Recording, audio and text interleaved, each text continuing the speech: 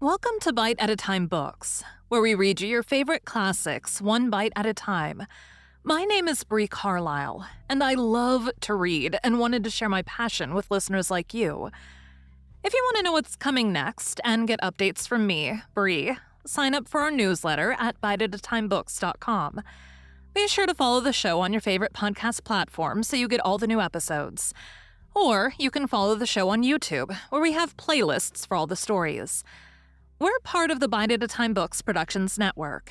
If you'd also like to hear what inspired your favorite classic author to write their novels, and what was going on in the world at the time, check out the Bite at a Time Books Behind the Story podcast, Tuesdays, wherever you listen to podcasts. Today we'll be continuing Through the Looking Glass by Lewis Carroll. Chapter 2. The Garden of Live Flowers. "I should see the garden far better," said Alice to herself, "if I could get to the top of that hill. And here's a path that leads straight to it. At least, no, it doesn't do that." After going a few yards along the path and turning several sharp corners, "But I suppose it will at last. But how curiously it twists. It's more like a corkscrew than a path.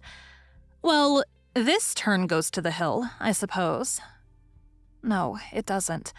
This goes straight back to the house. Well then, I'll try it the other way."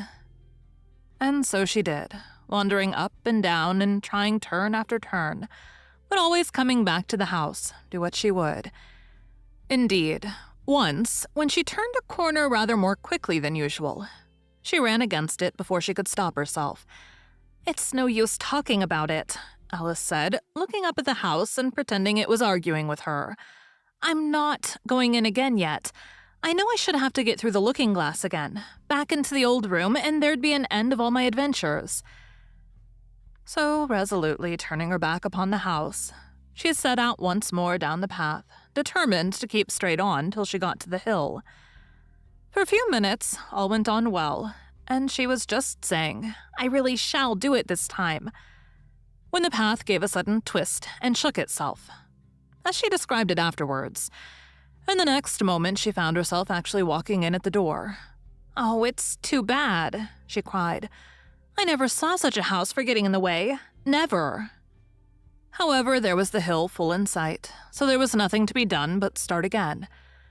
This time she came upon a large flower bed, with a border of daisies and a willow tree growing in the middle. "Oh, tiger lily," said Alice, addressing herself to one that was waving gracefully about in the wind. "I wish you could talk." "We can talk," said the tiger lily, "when there's anybody worth talking to." Alice was so astonished that she could not speak for a minute. It quite seemed to take her breath away. At length, as the tiger lily only went on waving about, she spoke again in a timid voice, almost in a whisper. "And can all the flowers talk?" "As well as you can," said the tiger lily, "and a great deal louder." "It isn't manners for us to begin, you know," said the rose. "And I really was wondering when you'd speak.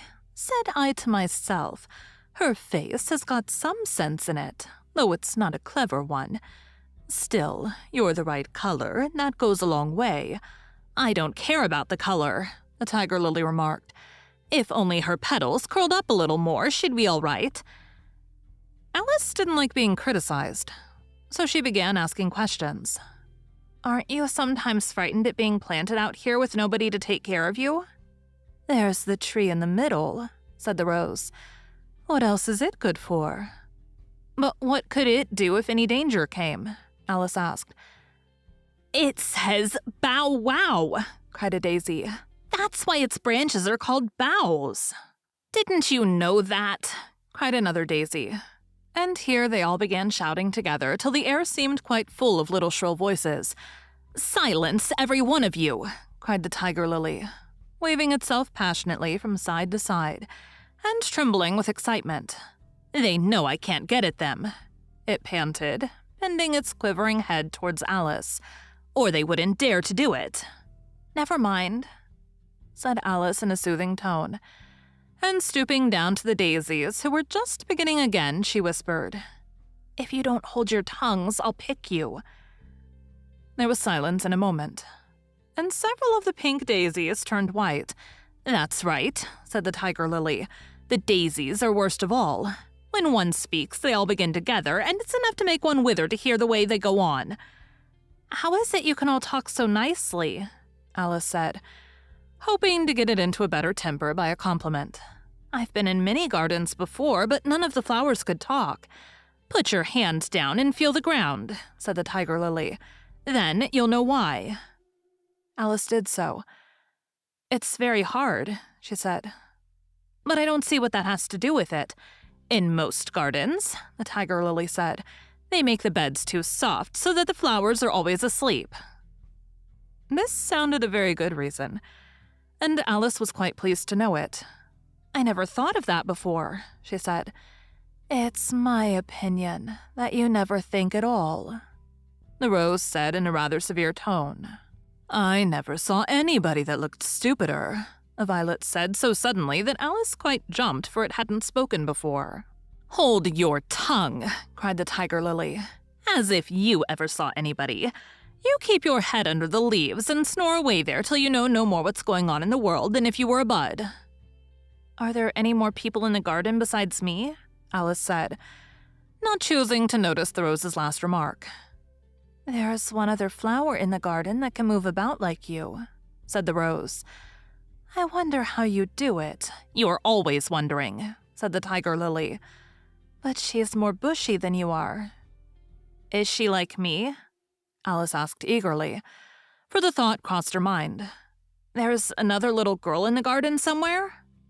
"Well, she has the same awkward shape as you," the rose said. "But she's redder, and her petals are shorter, I think."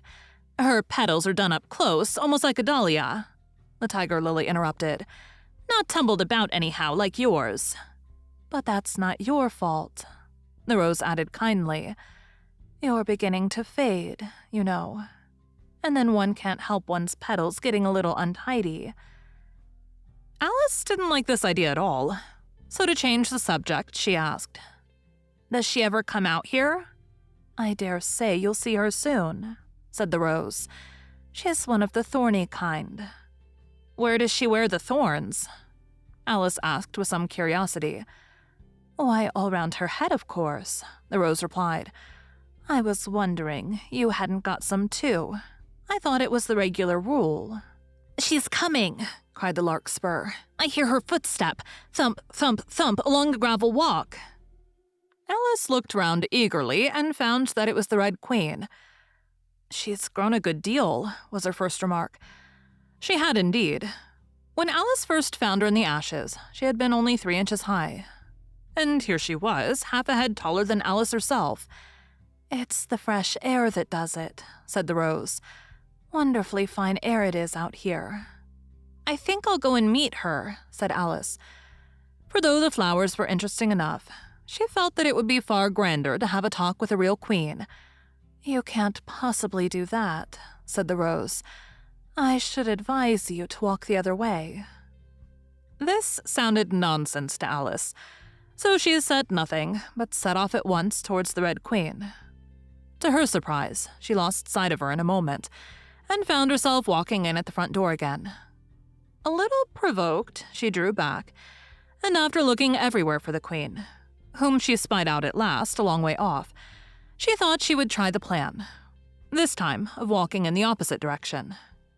It succeeded beautifully. She had not been walking a minute before she found herself face to face with the Red Queen, and full in sight of the hill she had been so long aiming at. "Where do you come from?" said the Red Queen. "And where are you going? Look up, speak nicely, and don't twiddle your fingers all the time." Alice attended to all these directions, and explained, as well as she could, that she had lost her way. "I don't know what you mean by your way," said the Queen. "All the ways about here belong to me. But why did you come out here at all?" She added in a kinder tone, "Curtsy while you're thinking what to say. It saves time." Alice wondered a little at this, but she was too much in awe of the Queen to disbelieve it. "I'll try it when I go home," she thought to herself. "The next time I'm a little late for dinner." "It's time for you to answer now," the Queen said, looking at her watch. Open your mouth a little wider when you speak, and always say, Your Majesty." "I only wanted to see what the garden was like, Your Majesty." "That's right," said the Queen, patting her on the head, which Alice didn't like at all. "Though when you say garden, I've seen gardens compared with which this would be a wilderness." Alice didn't dare to argue the point, but went on. "And I thought I'd try and find my way to the top of that hill." "When you say hill," the Queen interrupted, "I could show you hills in comparison with which you'd call that a valley." "No, I shouldn't," said Alice, surprised into contradicting her at last. "A hill can't be a valley, you know. That would be nonsense." The Red Queen shook her head. "You may call it nonsense if you like," she said, "but I've heard nonsense, compared with which that would be as sensible as a dictionary." Alice curtsied again, as she was afraid from the Queen's tone that she was a little offended, and they walked on in silence till they got to the top of the little hill. For some minutes, Alice stood without speaking, looking out in all directions over the country. And a most curious country it was. There were a number of tiny little brooks running straight across it from side to side, and the ground between was divided up into squares by a number of little green hedges that reached from brook to brook. "I declare, it's marked out just like a large chessboard," Alice said at last. "There ought to be some men moving about somewhere, and so there are," she added in a tone of delight, and her heart began to beat quick with excitement as she went on. "It's a great huge game of chess that's being played, all over the world. If this is the world at all, you know. Oh, what fun it is. How I wish I was one of them. I wouldn't mind being a pawn, if only I might join. Though, of course, I should like to be a queen best." She glanced rather shyly at the real queen as she said this. But her companion only smiled pleasantly and said, "That's easily managed. You can be the White Queen's pawn if you like, as Lily's too young to play, and you're in the second square to begin with. When you get to the 8th square, you'll be a queen." Just at this moment, somehow or other, they began to run. Alice never could quite make out, in thinking it over afterwards, how it was that they began. All she remembers is that they were running hand in hand, and the Queen went so fast that it was all she could do to keep up with her. And still the Queen kept crying, "Faster, faster." But Alice felt she could not go faster, though she had not breath left to say so. The most curious part of the thing was that the trees and the other things round them never changed their places at all, however fast they went. They never seemed to pass anything. "I wonder if all the things move along with us," thought poor puzzled Alice. And the Queen seemed to guess her thoughts, for she cried, "Faster, don't try to talk." Not that Alice had any idea of doing that. She felt as if she would never be able to talk again. She was getting so much out of breath. And still the Queen cried, "Faster, faster," and dragged her along. "Are we nearly there?" Alice managed to pant out at last. "Nearly there," the Queen repeated. "Why, we passed it 10 minutes ago. Faster!" And they ran on for a time in silence, with the wind whistling in Alice's ears, and almost blowing her hair off her head, she fancied. "Now, now," cried the Queen. "Faster, faster!"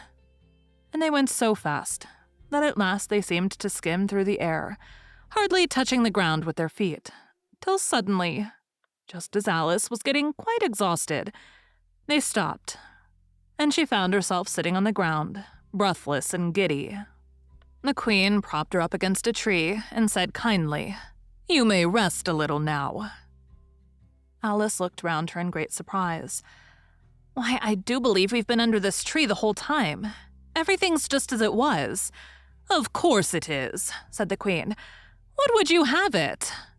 "Well, in our country," said Alice, still panting a little, "you'd generally get to somewhere else, if you ran very fast for a long time, as we've been doing." "A slow sort of country," said the Queen. "Now here, you see, it takes all the running you can do to keep in the same place. If you want to get somewhere else, you must run at least twice as fast as that." "I'd rather not try, please," said Alice. "I'm quite content to stay here. Only I am so hot and thirsty." "I know what you'd like," the Queen said good-naturedly. taking a little box out of her pocket. "Have a biscuit." Alice thought it would not be civil to say no, though it wasn't at all what she wanted. So she took it and ate it as well as she could, and it was very dry, and she thought she had never been so nearly choked in all her life. "While you're refreshing yourself," said the Queen, "I'll just take the measurements." And she took a ribbon out of her pocket, marked in inches, and began measuring the ground and sticking little pegs in here and there. "At the end of 2 yards," she said, putting in a peg to mark the distance, "I shall give you your directions. Have another biscuit?" "No, thank you," said Alice. "One's quite enough." "Thirst quenched, I hope," said the Queen. Alice did not know what to say to this. But luckily, the Queen did not wait for an answer, but went on. "At the end of 3 yards, I shall repeat them, for fear of your forgetting them. At the end of 4, I shall say goodbye, and at the end of 5, I shall go." She had got all the pegs put in by this time, and Alice looked on with great interest as she returned to the tree, and then began slowly walking down the row. At the 2-yard peg, she faced round and said, "A pawn goes 2 squares in its first move, you know. So you'll go very quickly through the 3rd square, by railway, I should think, and you'll find yourself in the 4th square in no time. Well, that square belongs to Tweedledum and Tweedledee. The 5th is mostly water. The 6th belongs to Humpty Dumpty, but you make no remark." I didn't know I had to make one. Just then," Alice faltered out. "You should have said. It's extremely kind of you to tell me all this. However, we'll suppose it's said. The 7th square is all forest. However, one of the knights will show you the way. And in the 8th square we shall be queens together, and it's all feasting and fun." Alice got up and curtsied and sat down again. At the next peg, the Queen turned again, and this time she said, "Speak in French when you can't think of the English for a thing. Turn out your toes as you walk, and remember who you are." She did not wait for Alice to curtsy this time, but walked on quickly to the next peg, where she turned for a moment to say goodbye, and then hurried on to the last. How it happened, Alice never knew. But exactly as she came to the last peg, she was gone. Whether she vanished into the air, or whether she ran quickly into the wood, and she can run very fast, thought Alice. There was no way of guessing. But she was gone, and Alice began to remember that she was a pawn, and that it would soon be time for her to move. Thank you for joining Bite at a Time Books today, while we read a bite of one of your favorite classics. Again, my name is Bree Carlile, and I hope you come back tomorrow for the next bite of Through the Looking Glass. Don't forget to sign up for our newsletter at biteatatimebooks.com. You can check out the show notes or our website, biteatatimebooks.com, for the rest of the links for our show. We'd love to hear from you on social media at Bite at a Time Books.